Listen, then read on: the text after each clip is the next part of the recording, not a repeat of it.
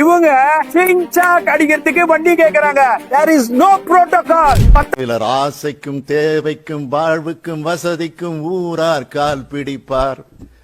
ஒரு மானம் இல்லை, அதில் ஈனம் இல்லை, அவர் எப்போதும் வால் பிடிப்பார். தேதியிலிருந்து இன்னைய வரைக்கும் ஒரு அதிகாரி பைக்ல போறான், நடந்து போறான், கேட்கறதுக்கு ஒரு நாதி இல்ல.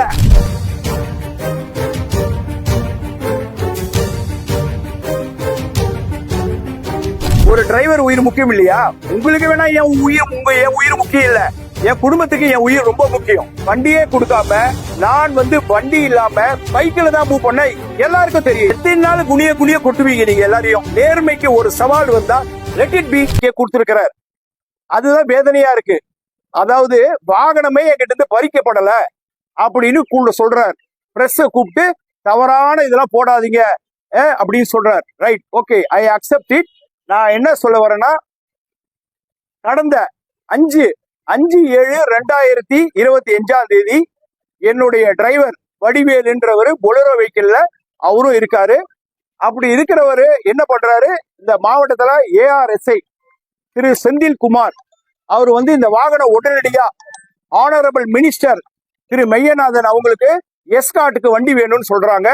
நான் சொன்னேன், புரோட்டோகால் படி அது மாதிரி கொடுக்க முடியாது. ரெண்டாவது, நான் இன்டென்சிவ் ரைட்ல இருக்கிறேன், இந்த வாகனத்தை நான் கொடுக்க முடியாது.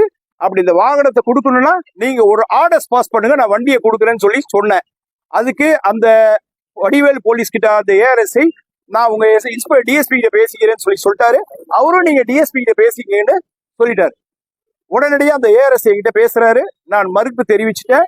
அதுக்கப்புறம் 2 மணி நேரம் கழிச்சு நான் 1996 பேட்ச் எஸ்ஐ, டைரக்ட் எஸ்ஐ, இன்னைக்கு 2008 பேட்ச் உடைய இன்ஸ்பெக்டர், எஸ்பி இன்ஸ்பெக்டர்னு இருந்துகிட்டு என்ன நீங்க எங்க இருக்கிறீங்களோ அங்கேயே இருந்துட்டு வண்டியை உடனடியா அனுப்புங்கன்னு சொல்றாரு. நான் சொன்னேன், இந்த உத்தரவை நீங்களாம் எனக்கு பிறப்பிக்க முடியாது.